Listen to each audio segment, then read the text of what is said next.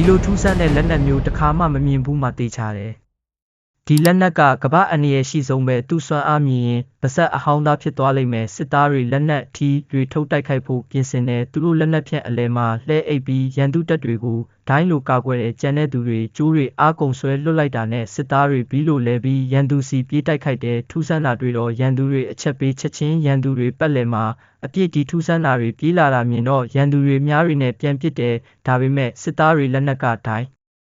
လိုကာကွယ်ရန်သူများတွေအလကားဖြစ်သွားတယ်ဒါတောင်စစ်သားတွေကလက်နက်ထဲကနေရန်သူတွေကိုအလွယ်တကူတိုက်ခိုက်နိုင်တဲ့ရန်သူတွေကိုတယောက်ချင်းဖြိုချဒီနည်းနဲ့ခံတပ်ထဲအလွယ်တကူဝင်ခဲ့တဲ့ခံတပ်ထဲရောက်တော့ရန်သူတွေလက်နက်ကြီးတွေနဲ့ဝိုင်းရန်လာပြန်တယ်လူအင်အားများတော့အလွယ်နိုင်မယ်လို့ရန်သူတွေထင်ခဲ့တယ်ဒါပေမဲ့စစ်သားတွေလက်နက်မြောက်ထီးရိုးတွေကရန်တရာနိုးပြီးအားနဲ့လက်ပတ်ကြတယ်အဲ့ဒီအခါလက်နက်ထဲကချွန်ထက်တဲ့ဓားသွားတွေဆက်တနက်လိုတန်းစီပြန်ထွက်လာတဲ့ရန်သူတွေမထင်မှတ်ထားချိန်ဓားသွားတွေမိုးလိုရွာချရန်သူတွေကိုရှင်းပစ်လိုက်တယ်ပထမအချီတိုက်ခိုက်ပြီးတော့စစ်သားတွေထူးဆန်းတဲ့လှုပ်ရှားမှုနဲ့ဖြည်းဖြည်းချင်းရှေ့တိုးလာတယ်